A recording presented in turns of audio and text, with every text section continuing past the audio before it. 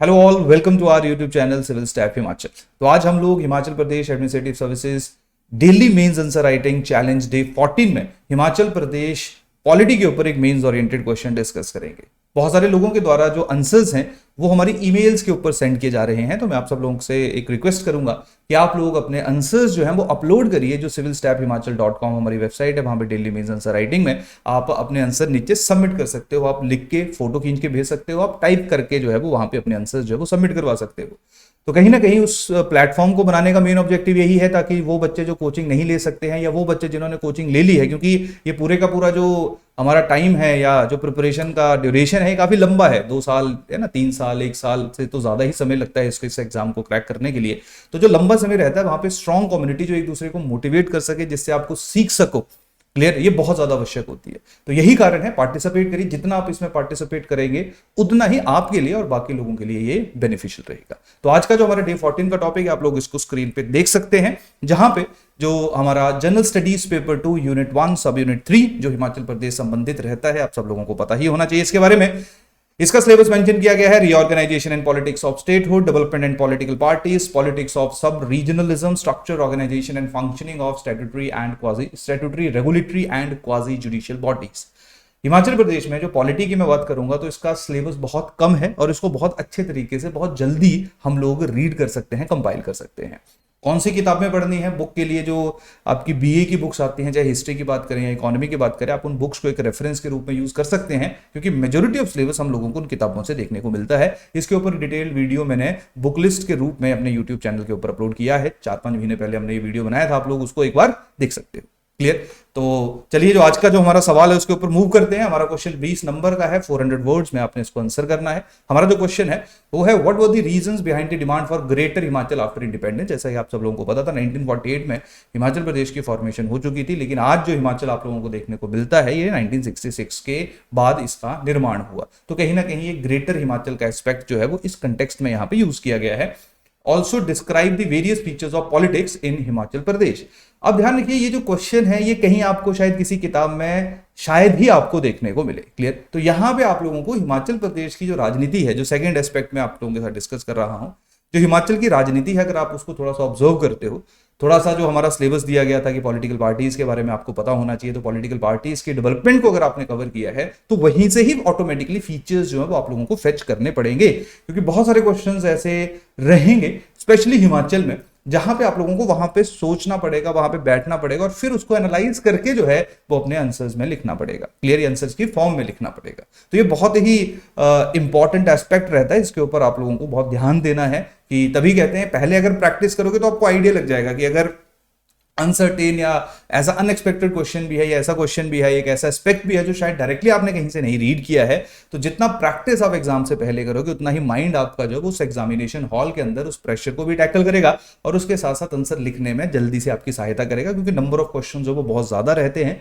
सारे क्वेश्चंस करना मुश्किल है, लेकिन सारे क्वेश्चंस आपको करने हैं, क्योंकि यहाँ पे प्रीलिम्स की तरह ऑप्शन नहीं है। तो यही कारण है, अपनी स्पीड पे काम करिए, अपने आंसर राइटिंग स्किल्स पे काम करिए। जितना लिखोगे उतना ही अल्टीमेटली जो है वो आपको, जब आप बैठोगे एग्जामिनेशन हॉल के अंदर, तब आपको फायदा होगा। क्लियर? तो चलिए, जो हमारा क्वेश्चन है इसको जैसे हम लोग रीड करते हैं। अब यहाँ पे देखिए, इस क्वेश्चन के 2 भाग हैं।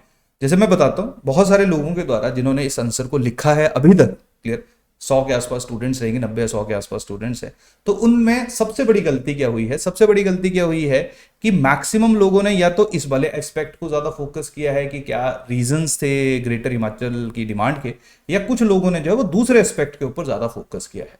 अब ध्यान रखिए, नो डाउट कभी कभी क्वेश्चंस में क्या रहता है, एक क्वेश्चन का शॉर्ट पार्ट होता है, एक लॉन्ग पार्ट होता है, यानी कि एक ऐसा हिस्सा जिसपे हमने कम लिखना है, एक ऐसा हिस्सा जिसपे हमने ज्यादा लिखना है। लेकिन ये जो क्वेश्चन है इसके दोनों अपने इंडिपेंडेंट पार्ट्स हैं, यानी कि आपने यहाँ पे दोनों के दोनों जो हिस्से हैं, यानी कि what were the reasons behind the demand for greater Himachal after independence और describe the various features of politics in Himachal Pradesh, इनको कहीं ना कहीं आपने इक्वल वेटेज देनी है।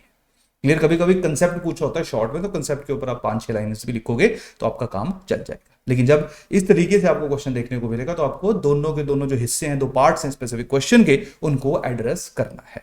तो सबसे पहले इस क्वेश्चन में एक चीज, क्योंकि अभी तक जितने क्वेश्चन हमने डिस्कस किए हैं उससे थोड़ा सा अलग क्वेश्चन है, क्लियर, लेकिन आई होप अभी 14 दिन हो गए लिखते हुए आप लोगों को, तो थोड़ा सा आपकी जो अंडरस्टैंडिंग आंसर राइटिंग के बारे में बहुत ज्यादा बेटर डेवलप हो रही होगी। तो सबसे पहले अगर हम बात करेंगे तो सबसे पहला जो आपका जो हमारा काम रहता है किसी भी क्वेश्चन के लिए वो रहता है identification of the directives. Clear कि क्या क्या डायरेक्टिव जो इस क्वेश्चन के अंदर दिए गए हैं। तो यहाँ पे दो हिस्से हैं, तो ऑब्वियस सी बात है दो डायरेक्टिव जो हैं वो आप लोगों को देखने को मिलेंगे। एक डायरेक्टिव जो है वो व्हाट देखने को मिलेगा, जो तो आसान रहता है, जिसका आपने फर्स्ट हाफ का आंसर देना है, और दूसरा जो है वो डिस्क्राइब देखने को मिलेगा, यानी कि एक्सप्लेन इन डिटेल। इसके बारे में भी हम लोग प्रीवियस जो हमारे डेज थे उनमें डिस्कस कर चुके थे। तो ये दोनों के दोनों डायरेक्टिव जो है वो आप लोगों को आपके आंसर के अंदर जो है वो इंक्लूड करने पड़ेंगे। इसके साथ साथ यहां पे जो सेंट्रल थीम है वो भी ऑब्वियस सी बात है दो बनेगी। एक सेंट्रल थीम जो है वो ग्रेटर हिमाचल के सराउंडेड बनेगी, और दूसरी जो है वो features of politics in Himachal Pradesh के सराउंडेड बनेगी, क्योंकि दोनों एस्पेक्ट्स को आपने कवर करना है। तीसरा रह जाएगा कंटेक्स्ट, तो कंटेक्स्ट भी दो आएंगे, एक रीजंस आपने लिंक करने हैं ग्रेटर हिमाचल की डिमांड के, और दूसरा जो है वो आपने फीचर्स को डिस्क्राइब करना है हिमाचल प्रदेश के कंटेक्स्ट में। क्लियर? तो कहानी समझ आ रहा नहीं आ रहा? तो ये तीन चीजें जो है जो आप क्वेश्चन के अंदर आइडेंटिफाई कर लेते हो। इसके साथ साथ जो छोटे छोटे कीवर्ड्स होते हैं वो आपके आंसर के अंदर रिफ्लेक्ट होने चाहिए, फीचर्स रिफ्लेक्ट होना चाहिए, कि कहीं भी लिख रहे हो तो पता चले कि आप किसके बारे में लिख रहे हो। ग्रेटर हिमाचल कीवर्ड जो है इसका रिड्रेसल या इसका एड्रेसल जो है वो डायरेक्टली आपके आंसर के अंदर हम लोगों को देखने को मिलना चाहिए। तो कहानी थोड़ी थोड़ी सी आई होप आप लोगों को समझ आ रही होगी, ज्यादा मुश्किलात का सामना आपको नहीं करना पड़ रहा होगा, ये इजी है। लेकिन अगेन यहाँ पे आपको वेटेज जो है वो दोनों हिस्सों को, दोनों भागों को देना बहुत ज्यादा जरूरी है।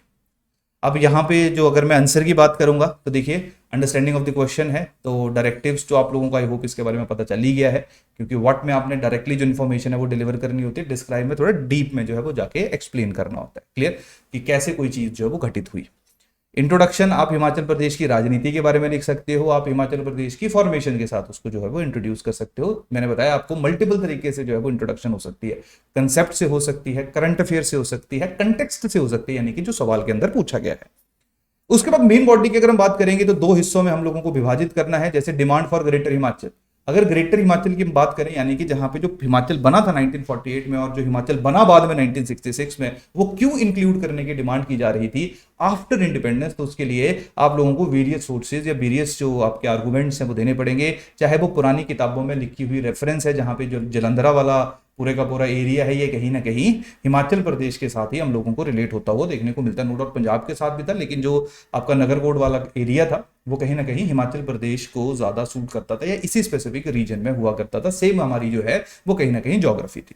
उसके साथ साथ कल्चरल एफिनिटी की अगर हम बात करेंगे तो जिस तरह की भाषा उस एरिया में जो बाद में अदर देन ऊना की जो बेल्ट है जो पंजाब के साथ टच होती है, या बिल्कुल जो नूरपुर वाली बेल्ट है यानी कि कांगड़ा की बेल्ट जो पंजाब को टच होती है, उसको छोड़ दिया जाए तो कहीं ना कहीं जो हमारा जो एरियाज जो बाद में ऐड हुए, जैसे हमीरपुर है या है ना कांगड़ा के मेजोरिटी ऑफ एरियाज है, ये सारे के सारे वो एरियाज थे जो कल्चरली ज्यादा एसोसिएटेड थे with the rest of Himachal rather than Punjab. Clear? क्योंकि हमारी जैसे भाषा जो थी, जिस तरह की हम पहाड़ी भाषा बोला करते थे, हमारा रहन सहन खान पीन जो था, नो डाउट लोअर हिमाचल में थोड़ा पंजाबी भी काफी इम्पैक्ट जो देखने को मिलता है, लेकिन फिर भी जिस तरह का मिजाज है, जिस तरह का स्वभाव है, जिस तरह का कल्चर है, वो ज्यादा रिलेटेबल था पहाड़ी कल्चर के साथ। क्लियर?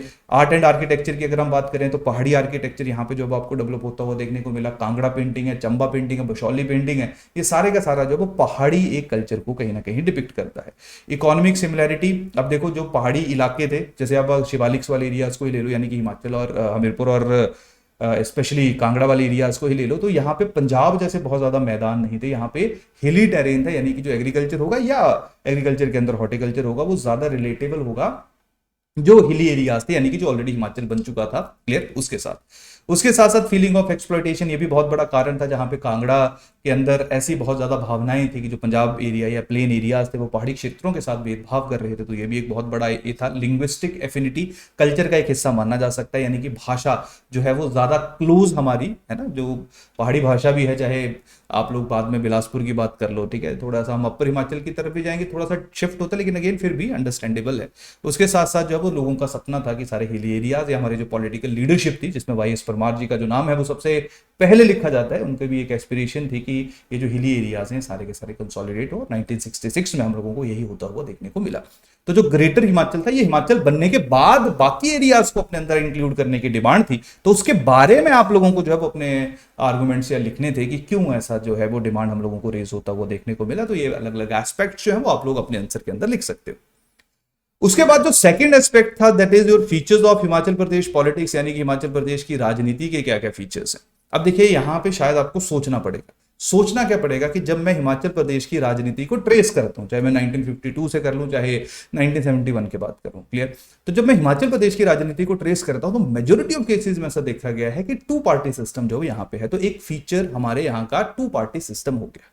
उसके साथ साथ जब मैं हिमाचल प्रदेश की राजनीति को देखता हूं तो मैं देखता हूं कि यहाँ पे मेजोरिटी ऑफ जो केसेस हैं वो आप लोगों को यहाँ पे एक ही कास्ट के लोग जो हैं वो चीफ मिनिस्टर बनते हुए देखने को मिले हैं। मतलब एक सीएम को हटा दिया जाए तो मैक्सिमम जो वो सारे के सारे एक ही कम्युनिटी को बिलोंग करते थे, तो डोमिनेशन, क्लियर। उसके साथ साथ आप लोग यहाँ पे देखते हो कि जो लीडरशिप है वो बहुत पावरफुल रही है। बहुत रेयर होता है कि इतना बड़ा हमारा है ना, इतना साल हो गए हैं हिमाचल प्रदेश की फॉर्मेशन को, और हिमाचल प्रदेश में जो नंबर ऑफ सीएम्स की अगर हम बात करेंगे तो बहुत कम, मतलब आप उंगलियों पे गिन सकते हो कि कितने, क्लियर, जो बाकी स्टेट्स में आप लोगों को देखने को नहीं मिलता है। तो लीडरशिप जो है वो बहुत ज्यादा स्ट्रांग रही है। उसके साथ साथ राजनीति का नेचर ये भी है कि ऑल्टरनेटिवली हम लोगों ने कभी 5 साल एक को बनाया, 5 साल दूसरे को बनाया, 5 साल फिर रिप्लेस किया, उसके बाद फिर बनाया। बीच बीच में जो है वो हम लोग राजनीति के अंदर रीजनलिज्म को बहुत ज्यादा देखते हैं, जहां पे आप maroon cap versus green cap का डिस्प्यूट था, यानी कि अपर एरियाज और जो लोअर एरियाज थे, पंजाब हिली एरियाज थे, उनके बीच में भी बहुत इशू चलता था कि जब एक सीएम बनते थे तो उनको कहते थे कि वो छोटे जो नीचे वाले इलाके हैं उसको उसकी अवहेलना कर रहे हैं, जो नीचे वाले बनते थे तो ऊपर वाले कहा करते थे। तो इस तरीके का इशू था जो कहीं ना कहीं अब हम लोगों को उतने ज्यादा लार्ज स्केल के ऊपर देखने को नहीं मिलता है शायद, क्लियर। तो राजनीति की जब हम बात करेंगे, फीचर्स की जब हम बात करेंगे, तो हमें इस तरीके से जो वो चीजों को जो है वो देखना पड़ेगा। इसके साथ साथ बीच में 1998 के इलेक्शंस हुए थे, तब जो रमेश धवाला थे, दिग्गज ज्वालामुखी से एमएलए थे, इंडिपेंडेंट जीते थे, तो वहां पे भी इनकी हमें कहीं ना कहीं एक इंपॉर्टेंट भूमिका देखने को मिलती है, बट मोर और लेस। तो इस तरीके से हम लोग अलग अलग एग्जाम्पल्स की सहायता से जो है वो अपने जो फीचर्स हैं, अगर हमें नहीं भी पता है तो हम इस तरीके से जो हमारी अंडरस्टैंडिंग है उसको यूज करके जो फीचर्स हैं उनको लिख सकते हैं, क्लियर। कंक्लूजन आपकी मर्जी है, लिखना लिखो, नहीं लिखना मत लिखो। अगर आपने लिखना भी होगा तो आप इसको कंक्लूड ये कर सकते हो कि ये सारा जो राजनीति की बात की जाए या जो ग्रेटर हिमाचल की डिमांड, इसको फुलफिल होने के बाद आज हम लोग अच्छे हैं, खुश हैं या नहीं हैं, क्लियर। या कोई चैलेंजेस हैं, प्रॉब्लम्स हैं, तो उनका क्या सोल्यूशन हो सकता है जो हिमाचल प्रदेश को और ज्यादा समृद्ध बनाए और ज्यादा संपन्न बनाए, क्लियर। तो इस तरीके से जो आपका कंक्लूजन हो सकता है, यहाँ पे मर्जी है, हर जगह कंक्लूड करने की आवश्यकता नहीं होती, लेकिन 20 नंबर का क्वेश्चन है, आप इसको कर सकते हो।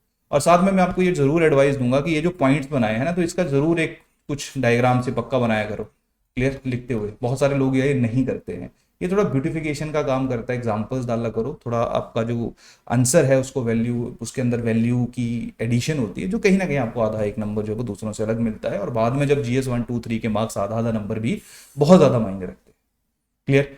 तो ये सारे के सारे जो एस्पेक्ट्स थे इनको आप लोगों ने सोचना था। आप लोग जाइए civilstaphimachal.com पे, पूरे इनको एक्सप्लेन करिए, मतलब इनको लिखिए। कल का जो हमारा टारगेट है वो गवर्नेंस के ऊपर आधारित रहेगा, तो आप लोग स्क्रीन के ऊपर देख सकते हैं। तो गवर्नेंस जो है उस वाले टॉपिक को आप लोग कल कवर करके आओगे, और फिर हम कल एक मेंस ओरिएंटेड क्वेश्चन उसके ऊपर डिस्कस करेंगे। तो मिलते हैं कल, तब तक के लिए थैंक यू।